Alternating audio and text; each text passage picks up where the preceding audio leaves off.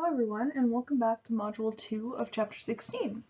So in the first module of this chapter, we talked a bit about some different barriers to therapy, some different types of clinicians that might work in the mental health field, and just a little bit about the history of therapy and the treatment of mental illness in general. So in this module, we are going to focus on the psychological therapies. And so what we mean by that is we're going to talk about what some people refer to as talk therapy. So it's not going to be using medications, it's simply using certain techniques. They come from a variety of different backgrounds to basically help the person process and work through their thoughts, their feelings, their behaviors that might not be so adaptive. So in Module 1, like I mentioned, we discussed some of those barriers to accessing psychological therapy and how we might possibly evaluate different therapeutic approaches. Psychological therapy is a very broad term, and as I just mentioned, there are many different therapeutic approaches for practitioners to choose from. So in this module, we're going to study several of these approaches, learning not only how they are similar, but also how they differ from one another. So despite the fact that the end goal is the same in terms of helping someone feel better and function better, there are some very, very different routes that can get us there, and they're very different depending on the particular school of thought each therapist chooses to kind of prescribe to. So the first type of therapy we'll talk about are insight therapies. So insight therapy is a general term referring to therapy that involves dialogue between the client and therapist for the purposes of gaining awareness and understanding of psychological problems and conflicts. So insight therapies kind of formally began with Freud's development of his theory of psychoanalysis, and we talked about psychoanalysis a bit before. It was both a theory of personality and a type of therapy, and so it eventually evolved into what's known as the branch of psychodynamic therapies, which are forms of insight therapy that emphasize the need to discover and resolve unconscious conflicts. So the main word there in that definition is the unconscious part. As we talked about more than enough in this course and the last course, Freud was very concerned with what was going on beneath the surface, what people were thinking, what they were feeling, how they wished to behave, and how all these things were kind of trapped within their unconscious and they weren't easily accessible. So the goal of therapy in Freud's mind was to essentially bring to the forefront some of these unconscious motives and desires that may be causing issues so that they could then be addressed. So some of the core ideas that form the basis of psychoanalysis is that adults' conflicts have their origins in early experiences. So essentially, any psychological conflicts that someone is having as an adult probably came from something that happened in their childhood. These conflicts affect the thoughts and emotions of the individual, and their source often remains outside of conscious awareness. So again, the focus on the unconscious, we're probably not aware of these things that have happened and how they're affecting us. The unconscious conflicts and their effects are called neuroses, which is basically another word for anxieties. By accessing this unconscious mind, the analyst and the patient can gain a better understanding of the early conflicts that led to their neuroses. And once the conflicts are brought to the surface, the analyst and the patient can work through them together. So essentially, a very large part of psychoanalysis involved kind of trying to figure out what those unconscious motives and desires and experiences were, and how we can kind of bring them to the surface, bring them into consciousness, so that we can directly address them and try to change things. So psychoanalysis sprang out of Freud's understanding of consciousness, and Freud and his followers based their practice on some core ideas, as summarized in Table 16.2. Obviously, it can be quite difficult to access the unconscious, so Freud and his followers invented several methods, 4 of which have been particularly important in the practice of therapy. So we're going to talk about these 4 methods. Some are more useful than others, but a lot of them are still used in certain therapies today. So the first technique from psychoanalysis that is still pretty popular today, especially in psychodynamically based theories, is free association. So clients are encouraged to talk or write without censoring their thoughts in any way. So Freud believed that this uncensored content would reveal clues to the unconscious. So in a lot of psychodynamically oriented therapies, there's a lot of focus on just letting the client talk and letting them say whatever comes to their mind, and then it's the therapist's job to kind of examine what's being said and search for the hidden meanings. And this is, like I said, still frequently used in a lot of psychodynamically oriented therapies today. and a lot of other therapy as well. But from something like a cognitive behavioral perspective, this would be much less active than most of their treatments, their treatment techniques would entail. The second is dream analysis, and I talked briefly about dream analysis in our chapter on consciousness. But essentially, Freud believed that if we were to examine the details of a dream, so the manifest content, what actually occurred in the dream, we could gain insight into the true meaning of the dream, which would be the emotional unconscious material that is being communicated symbolically, also known as the latent content. So the manifest content is what the dream is actually about. The latent content would be the hidden meaning of the dream. And so essentially, Freud believed that through dream analysis, we could figure out a lot about the person by analyzing what happened in their dreams and kind of figure out what the hidden meaning might be. So for example, your textbook talks of a man who keeps having a dream where he's riding his bike, and a dachshund, which is a weenie dog, the little guys that I have, runs out and bites his ankles. And then there are two elderly ladies who are kind of laughing at him on the sidelines. And so essentially, they took that dream, the content, the manifest content of the dream, and kind of came up with a potential hypothesis for what it might mean. So for example, this man had repeatedly seen an attractive woman walking her dog. He was anxious about approaching her. He devised a plan to use the dog as an excuse to talk to her, but his anxiety caused him fear of rejection, so instead he ended up having this dream about attack and humiliation. So essentially, Freud and other psychoanalysts would say that he was having that dream about being bitten by the dog and being laughed at because he was afraid of asking this woman out due to his fear of rejection. The third technique is resistance, and this is definitely something that I'd say almost every therapist has encountered at one point or another. It's when a client begins engaging in strategies that keep the information from fully manifesting in conscious awareness. So for example, if you've been talking about some really serious stuff in a few therapy sessions and the person is kind of really opening up and revealing stuff that they may have not even told anyone before, then you might notice that all of a sudden they're kind of resorting to humor, making jokes about things that would normally be taken very seriously. They might start actually skipping sessions. Just because, as that stuff comes up, especially if it's something that was buried deep in the unconscious, it can be really difficult to deal with. And so resistance in that way is actually seen as a promising signal in psychoanalysis that unconscious motives will be revealed. So basically, it's kind of the idea of the closer you get to unveiling those hidden things, the more resistant the client might get to treatment. They might be kind of trying to prevent those ideas and those thoughts from fully coming to the surface in whatever way. And finally, we have transference. So transference is definitely something that I think almost any type of therapy will talk about at least a little bit. I know that even though right now I'm being primarily trained in a cognitive behavioral kind of orientation, we still talk about transference a lot in our work as well. So transference is essentially when clients direct certain patterns or emotional experiences towards the therapist, rather than the original person involved in the experiences. So for example, if the person was very criticized by their parents growing up, and their mother was very critical of everything they did, they might start to kind of react to the therapist with that same fear and anxiety that they might have reacted to when their mother was highly critical of them. Or for example, a hidden sexual conflict. So if somebody has a hidden sexual desire for somebody that maybe is deemed kind of unacceptable within their life, then they might actually end up transferring those feelings of sexual attraction onto their therapist. And so transference is essentially said to be a really significant milestone in the process of therapy, because once the client is able to kind of transfer those feelings and emotions and kind of thoughts onto the therapist, and the therapist can basically say, okay, this is how this person is really feeling. So it helps them kind of get to the root of the problem, and now they can begin to work through the specific problems that they've kind of uncovered.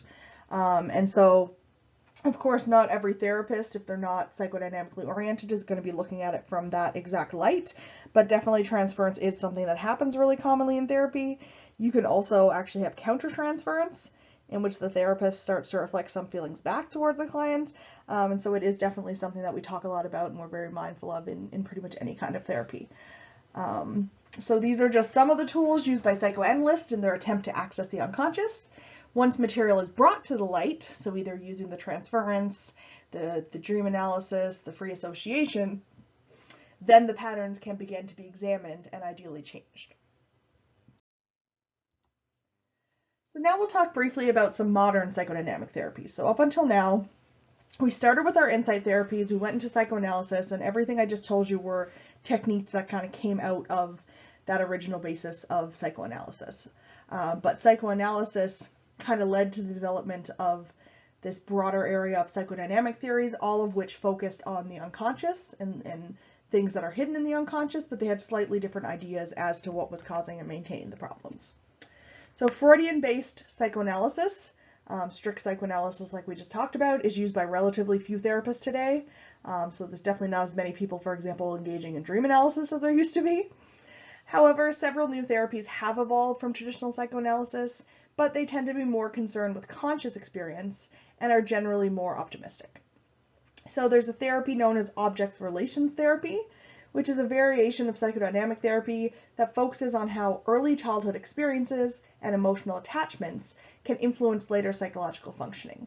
So the objects that we're talking about in objects relations theory are the client's mental representations of themselves and of the important others in their life.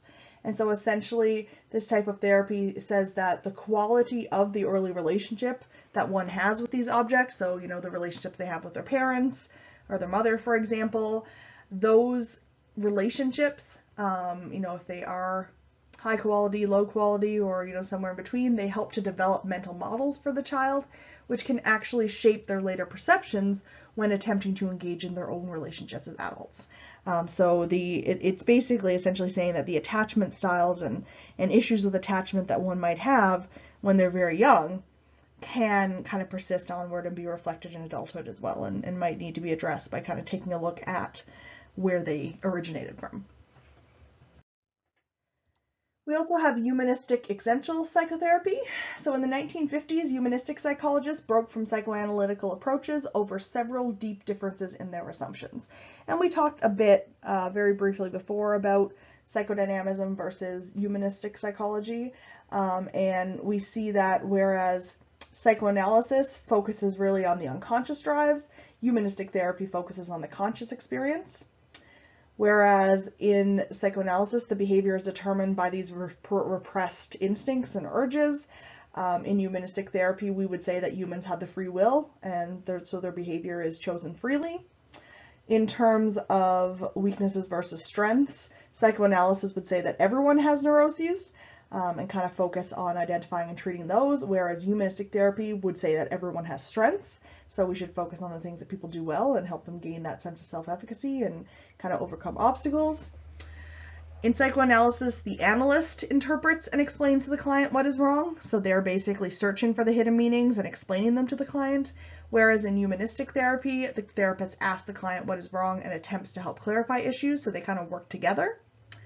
And then finally, in psychoanalysis, the insight into those unconscious conflicts allows problems to be worked through, whereas in humanistic therapy, unconditional positive regard allows a person to heal and to become more authentically themselves. So whereas psychoanalysis can sometimes seem very cold and analytical, because the therapist is, again, mostly focusing on finding those hidden meanings and kind of assessing and interpreting them, humanistic therapy is very warm. It's very much focused on the therapist as treating the client with unconditional positive regard. So basically, I care about you and I want to help you regardless of what you may do or what you may say. And that can be really, really helpful in allowing people to heal, especially from people who have like a past history with trauma and things like that. So humanistic and existential therapies share many similarities to each other to help people become their authentic selves, become more loving, and take responsibility. So those are the general themes of these types of therapies. The major difference, if we're talking about the distinction between humanistic and existential psychotherapy, is that humanist therapists focus on removing impediments to self-actualization. So they basically say that everyone has the ability to kind of be the best person they can be and choose their own path. But sometimes there are things that get in the way, so we should try to target those things and help remove them. Whereas existential therapists emphasize the importance of facing painful experiences. So they essentially say that we can't just move barriers out of the way and become our best version of ourselves, we have to face the fact that there are painful experiences and there are fears that we're going to have. And in facing those pains and those fears, we're able to kind of gain that self-actualization. So both of these therapies employ what we call a phenomenological approach. The therapist addresses the client's feelings and thoughts as they unfold in the present moment, rather than looking for unconscious motives or dwelling in the past. So whereas psychodynamic theories, very much let's look at what's happened in your past, what happened in your childhood, try to figure out what's going on within your unconscious.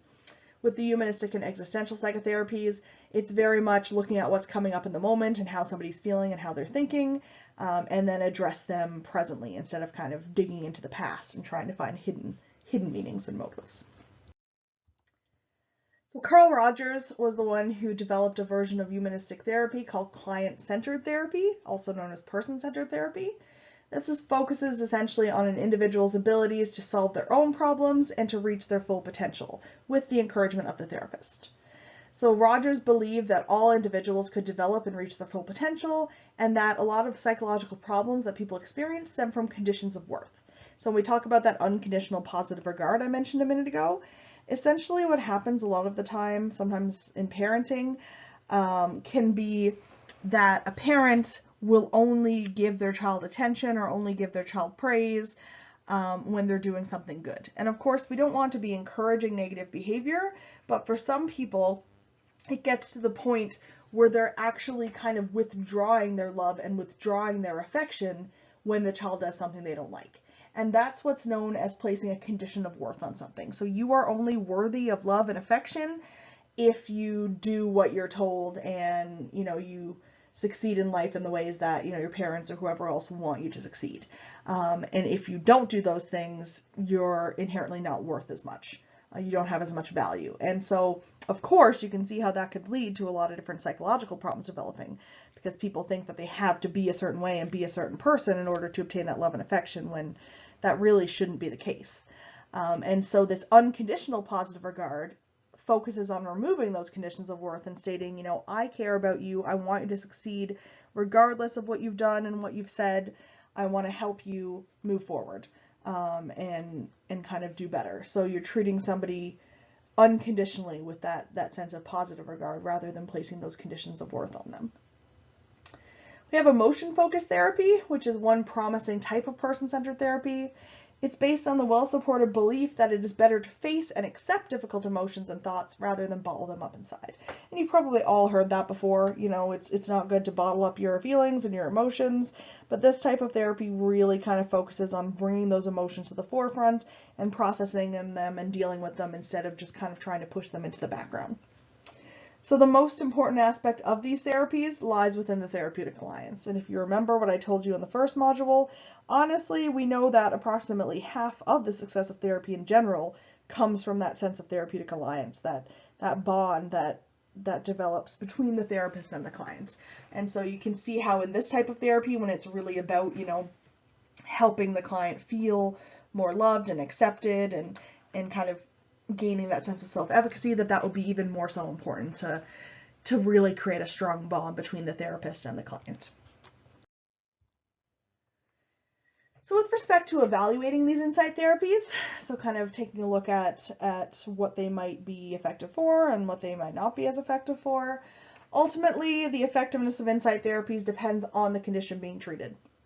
Studies have shown that psychodynamic therapy is not effective in treating severe depression or schizophrenia, but it may help with things like panic disorder, dependence on drugs, and borderline personality disorder. So for an example, I'll take borderline personality disorder here, which I know I explained to you a little bit in the last chapter. And essentially, it is a condition in which the person has a really difficult time kind of maintaining relationships. They have a lot of problems with emotion regulation. They can swing from, happy, sad, mad within a matter of minutes. And can be very kind of volatile in their emotions. And in their relationships, they kind of tend to swing from idolizing the person, thinking they're the best thing ever, to devaluing the person. They're very scared of abandonment. That's a really big issue for people with borderline personality disorder. And so in this case, we do know that personality disorders such as this one often stem from events in childhood. So if you had a parent who was abusive, in childhood or neglectful in childhood, that might help contribute to that sense of feeling, abandoned and feeling insecure in your attachment within relationships. And so in that case, you can see why something like psychodynamic therapy might be helpful, because psychodynamic therapy is all about going back and revisiting what happened in the past and trying to kind of determine how that may have shaped present thoughts and feelings and behaviors. So in that case, it could be helpful to kind of go back and take a look at the things that had occurred in childhood. Whereas, with something like severe depression, if somebody's really depressed and having a hard time getting out of bed in the morning, it's probably not going to be super helpful to just start trying to talk to them about all the bad things that happened to them in the past. It's more likely that you're going to want to use something a bit more active, like cognitive or behavioral techniques, to help them change their thoughts and alter their behaviors. For less severe conditions, such as mild depression and anxiety, insight-focused therapies can often make a difference by helping individuals gain understanding and awareness of the nature of their psychological problems. So it can definitely be helpful if people are able to kind of go back and figure out, okay, this happened to me and this might be contributing to the way that I'm feeling and thinking and behaving now. So in general, insight techniques can be really helpful in a variety of situations, but they're not always the most effective when it comes to treating more severe disorders. Research has also definitely shown that Carl Rogers was accurate in emphasizing the importance of that therapeutic alliance. A strong alliance is a very good predictor of successful therapy over and above the type of therapy. So like I said, I think we're saying that approximately half of the success of therapy is based on that therapeutic alliance on its own, rather than, even getting into the different types of therapy being used. And person-centered therapies are reliably found to be more effective than no treatment. So definitely a lot of the techniques that we discussed in this section on insight therapies are very effective and can be very helpful in a lot of circumstances. So now we're going to talk a bit about behavioral therapies. So I keep bringing up cognitive behavioral therapy because that's kind of a general form of therapy that kind of encompasses a lot of these behavioral and cognitive techniques that we'll be talking about. But behavioral therapies on their own are therapies that attempt to directly address problem behaviors and the environmental factors that trigger them. So behavioral therapies operate on the belief that patterns of behavior are the result of conditioning and learning that has led to maladaptive habits. So in order to treat the disorder, we must seek to recondition the client. So behavioral therapies rely a lot on the stuff that we talked about in chapter 6, I believe it was, last semester, on conditioning. So essentially, if you're having a psychological problem, it might be due to, one, classical conditioning through an association you gain. So for example, people who have phobias often had a negative experience that kind of associated that phobic stimulus to that sense of fear and dread. Or it can also be that some people are acting in certain ways that might be maladaptive due to the fact that they may have been reinforced for them in the past. So that would be kind of taking into account that operant conditioning. So essentially what we're doing is we're trying to reverse some of this conditioning in helping to treat some of these disorders. So a really common behavioral technique used to treat phobias is systematic desensitization. So essentially this involves gradual exposure to a feared stimulus or situation, and it's coupled with relaxation training. So what's going to happen is you're going to take the thing that the person's scared of, you're going to create what is known as a fear hierarchy, which essentially lists all of the kind of exposures that you could have to that stimulus ranked in order of, most scary to least scary. So if somebody was really scared of dogs, top of their list would probably be actually kind of reaching out and petting a physical dog. But before they tried that, maybe they could try just being in the room with a dog who maybe is tied up or in a kennel on the other side of the room. Maybe before that, they could watch videos of dogs. Maybe before that, they could look at pictures of dogs. So you can see how you can kind of see a bunch of steps in exposure that can lead up to that highest level of exposure that's going to be the most kind of scary for the person in that situation. So a lot of the time we'll use this kind of graded exposure to kind of amp up the amount of exposure in each step. In some cases, clients may undergo a process known as flooding, which is basically when the client goes straight to the most challenging part of the fear hierarchy. So if somebody has a fear of snakes, you put them in a room with a bunch of snakes and lock the door. That would be considered flooding. Not something that we use very often. I don't know many therapists who do. Definitely gradual exposure is much preferred in most situations, but flooding has been shown to be effective sometimes. And so in essence, it's the exposure to the feared stimulus and the lack of negative experience during that exposure that's going to contribute to your ability to eventually kind of get over that fear. So here's an example of a fear hierarchy or an anxiety hierarchy. So for example, if somebody had a fear of public speaking, which is one of the really common fears that is sometimes associated with social anxiety disorder. So you can see, you might first start by thinking about the presentation topic. So that's probably not super scary. Next, you're going to start writing down ideas. Then you might start doing research. Then you're preparing the presentation. You practice it alone, you practice it with friends. So you can see how each of these situations is going to kind of build on that level of anxiety and increase the anxiety over time.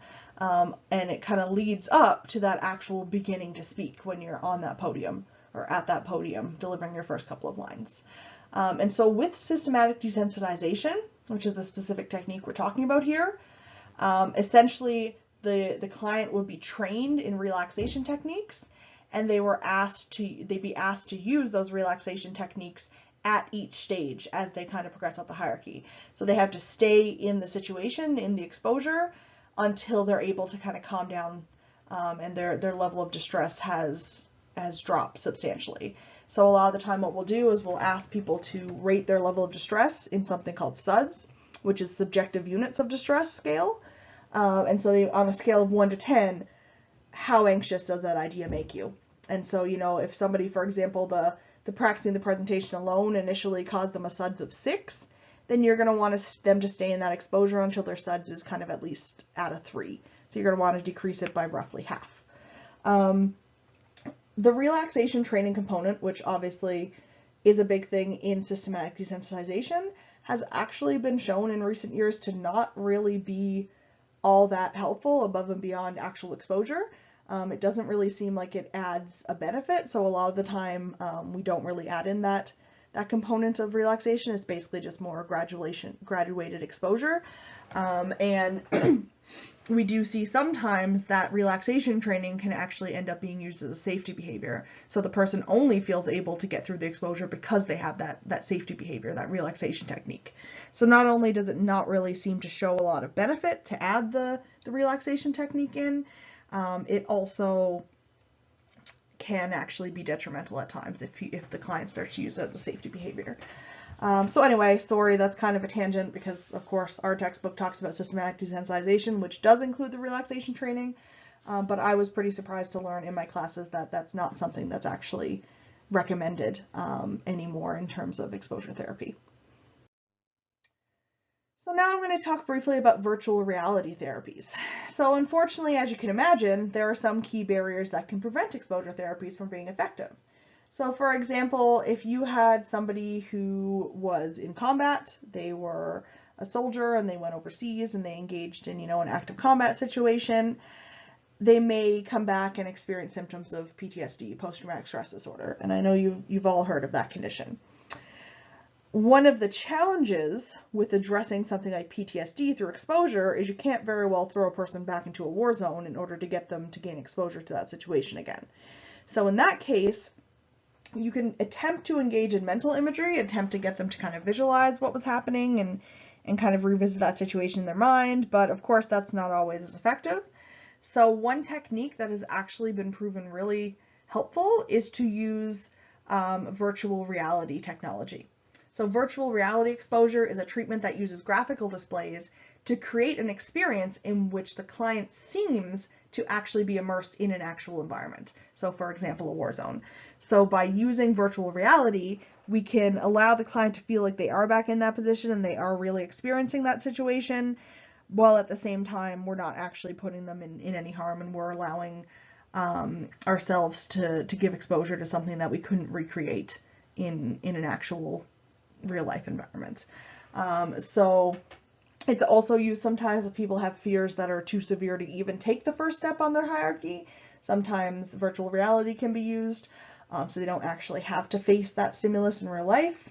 And for combat-related PTSD, we do see that virtual reality exposure is it seems to be best for combat veterans who are experiencing suicidal ideation and are young males and also are not currently taking antidepressants. So it does seem like our research is kind of limited in this area so far, but it does seem like we've identified at least some populations that virtual reality exposure can be really beneficial for.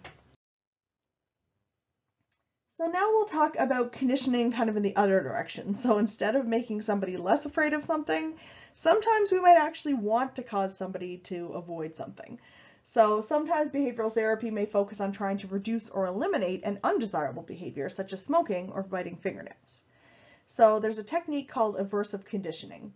And if you remember back to chapter 6 when we talked about taste aversions, you know that, say for example, if we ate something and there was like mold on it or whatever and it ended up making us sick, or even if we just ate a meal and then we got sick after for another reason, a lot of the time we end up associating that illness with that food, and it's hard for us to kind of eat that food again in the future. I'm sure you've all experienced that, whether with food or with a certain type of drink, where you just get kind of either so sick from something or so sick after something that you have no desire to eat or drink that substance again. And so that can kind of be used to our advantage in some situations, because what we can do is replace a positive response to a stimulus with a negative response. So typically by using some form of punishment. So for example, antabuse is a medication that is used to make people, when they ingest alcohol, it ends up making them really sick. It makes them really physically ill. And so if somebody is an alcoholic and they struggle with not drinking, if they take this anti-abuse medication, then they know then if they are going to drink, then it will cause them a lot of really negative physiological side effects, so they'll be less likely to drink.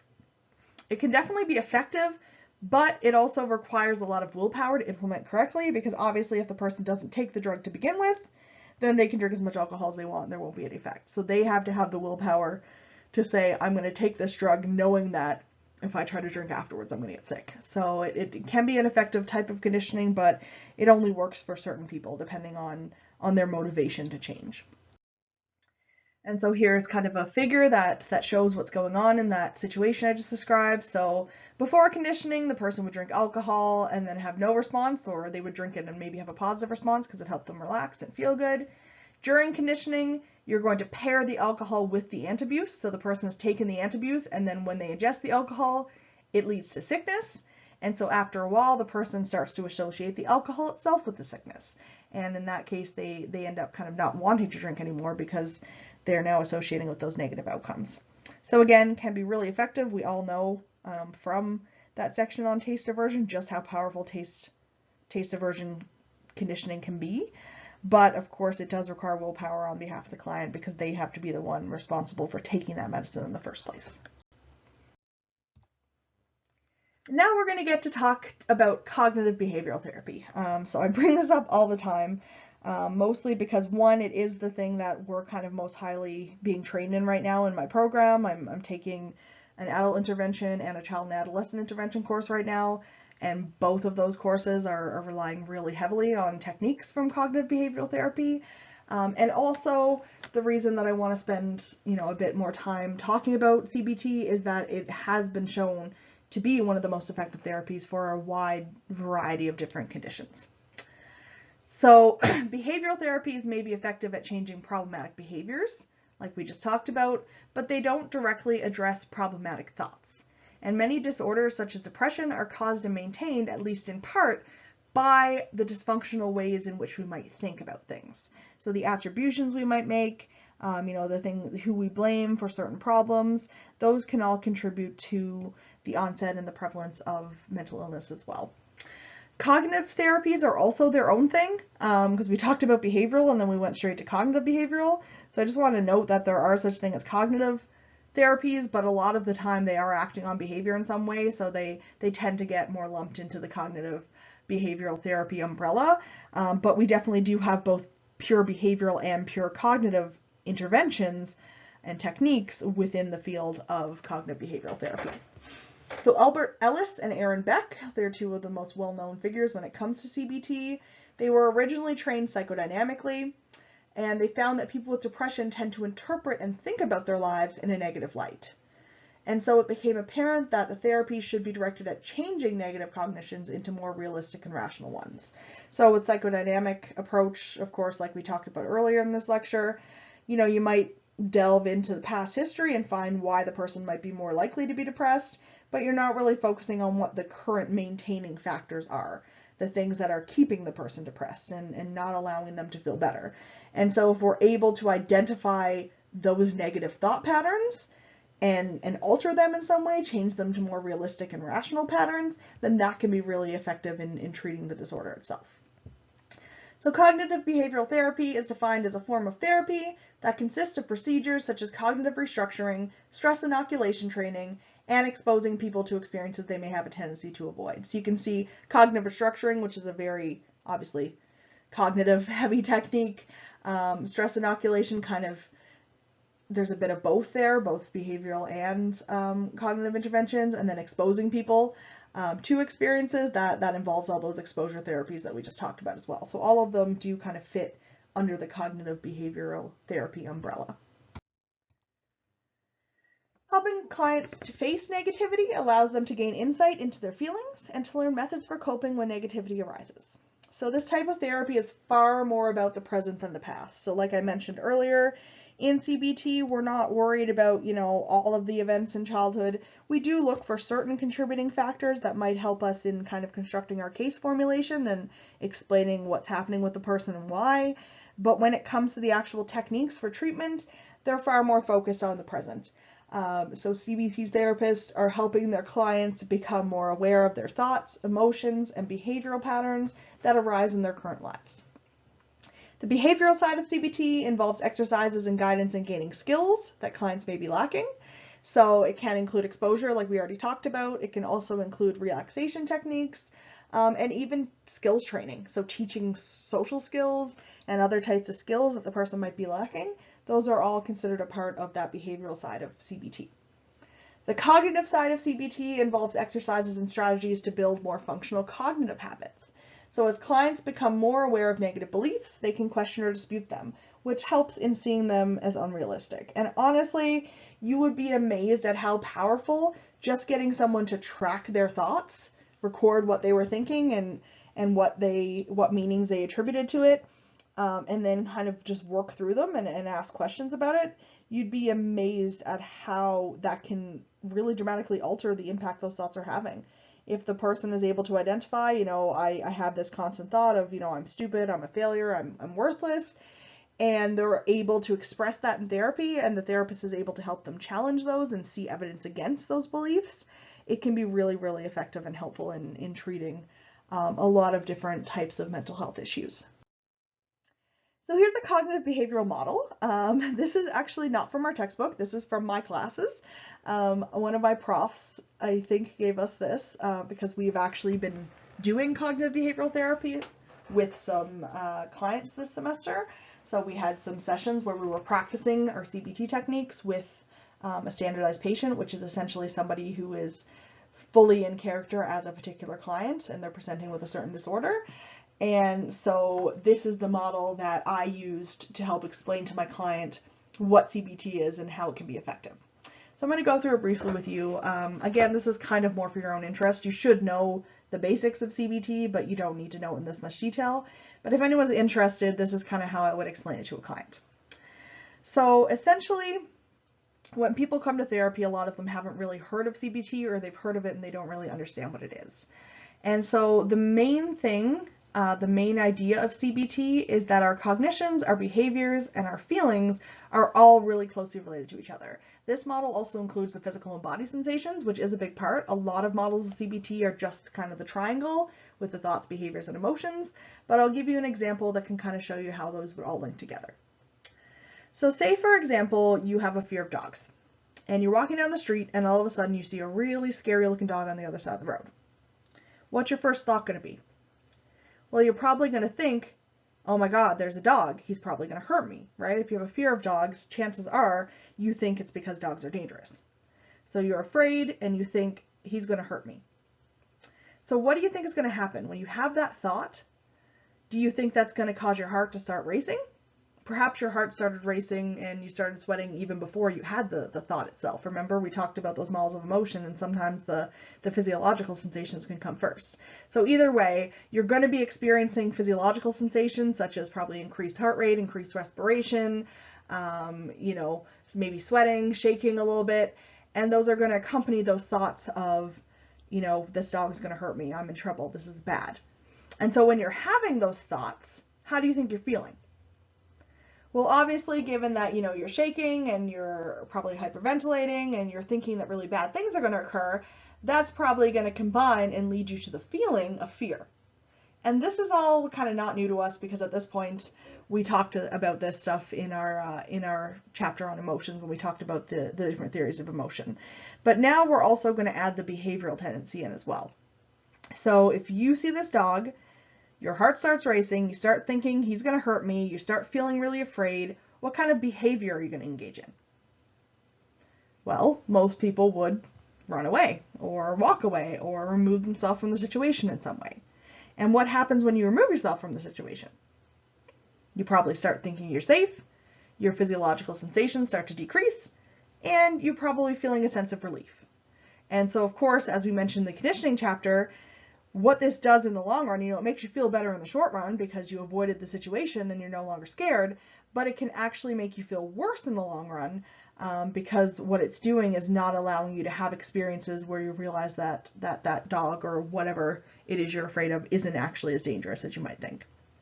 So by explaining, kind of working through an example like that, you can really see how your cognitions, or your thoughts, your behaviors, your emotions or your feelings, and your physical body sensations are all really tightly linked.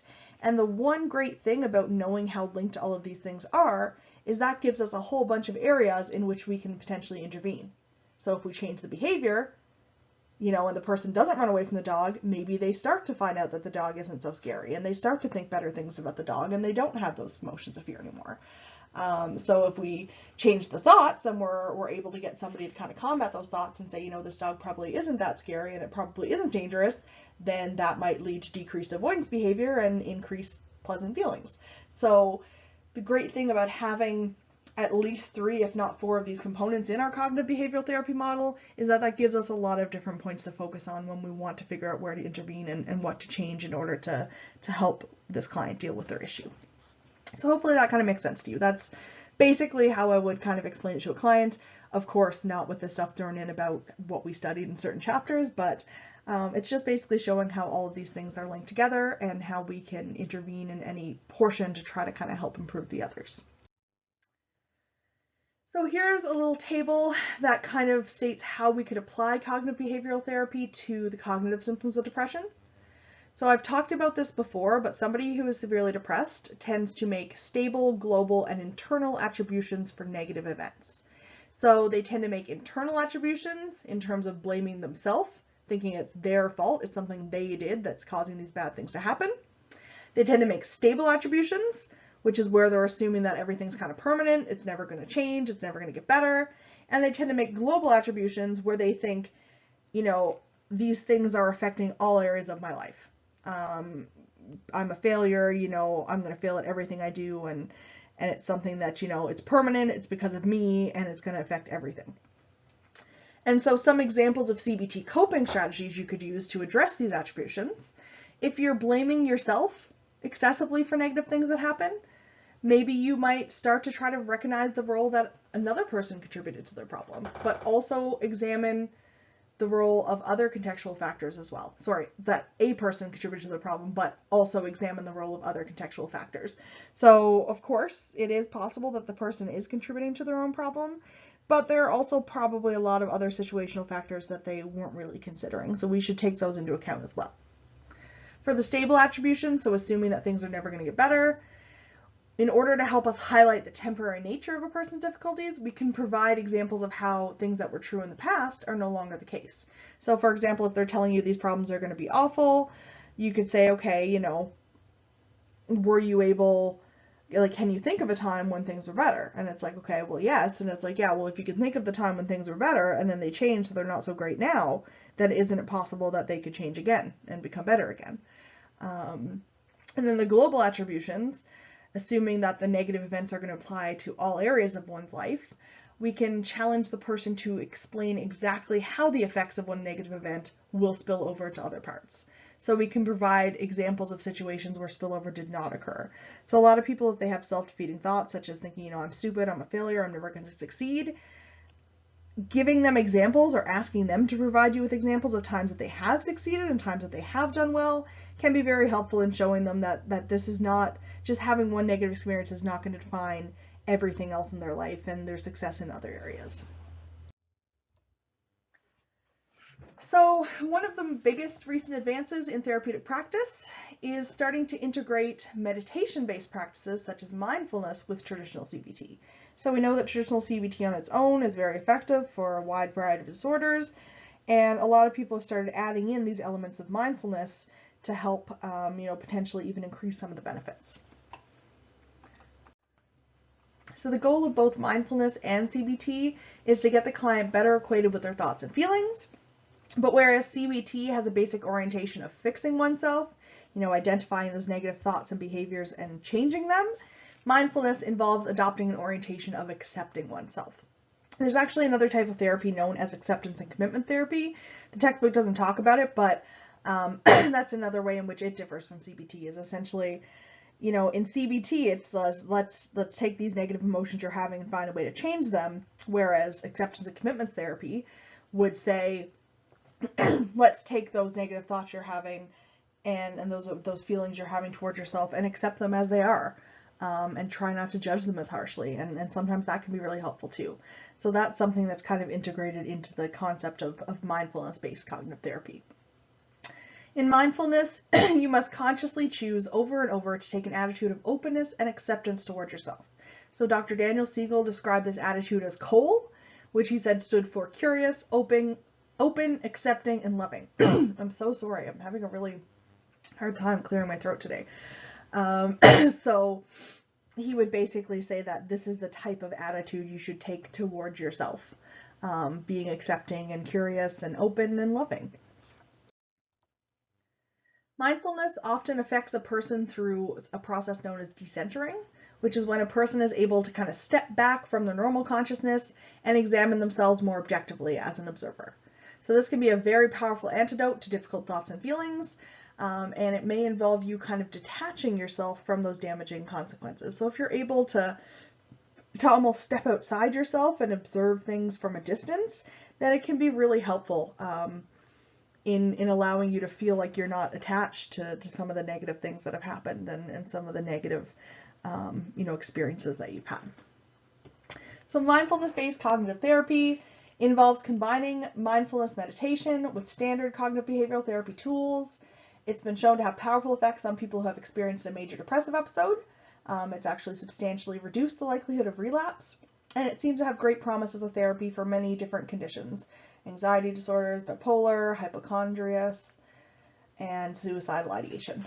So we are actually learning quite a bit of mindfulness-based exercises and techniques that we can incorporate into our cognitive behavioral therapy. So in some ways we are adopting kind of more of a mindfulness-based cognitive therapy approach at times in our studies. And so here's a diagram that kind of shows some of those major components of mindfulness-based cognitive therapy. So you've got the self-acceptance piece, which is treating yourself in a curious, open, accepting, and loving way, and then also decentering, so trying to kind of look outside yourself and view yourself as others might see you, which can, help you examine those thoughts, behaviors, and feelings and work to accept them. So finally, we have group and family therapies. We're almost finished, I promise. I know this lecture is almost 50 minutes long now, but there's a lot of information in this section, and of course, because it is my area of study and something I'm really passionate about, I'm kind of maybe sharing a little more than I need to at times.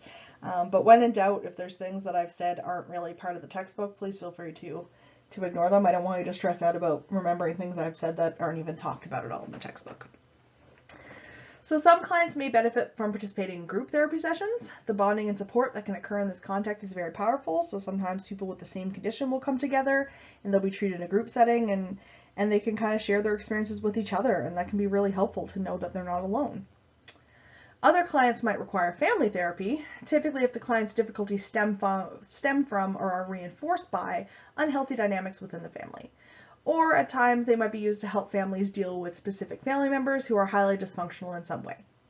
So family therapists generally take a systems approach, which is an orientation that encourages therapists to see an individual's symptoms as being influenced by many different interacting systems. So for example, the family system, as these systems can play a big role in the development and maintenance of psychological disorders. And so basically, it's very similar to that community therapy we were talking about earlier, where you're kind of taking an approach that takes the roles of others and the roles of the people around you and the groups you're a part of into account. It's not just treating the person as an individual and saying that their problems arose in isolation. It's taking into account how each member of the group might have influenced the onset and the prevalence of some of these symptoms. So for example, if you have a family and one person is really angry and abusive, that is probably going to impact the behavior and feelings of other family members. They might be kind of living in fear, they might start acting up themselves or, abusing other people in their lives. So you can see how it's never just one person in the family unit that's impacted. If one is suffering from mental illness or a mental health condition or a problem, then it can have kind of a butterfly effect and span out to the other people in that situation as well. Probably butterfly effect isn't the right word, but I hope you can understand what I'm talking about. So in terms of evaluating cognitive behavioral therapies have been shown to be particularly effective at treating symptoms of anxiety disorders, such as OCD and specific phobias. Cognitive behavioral therapy has been quite effective in treating depression, as well as conditions such as anxiety, obesity, and eating disorders.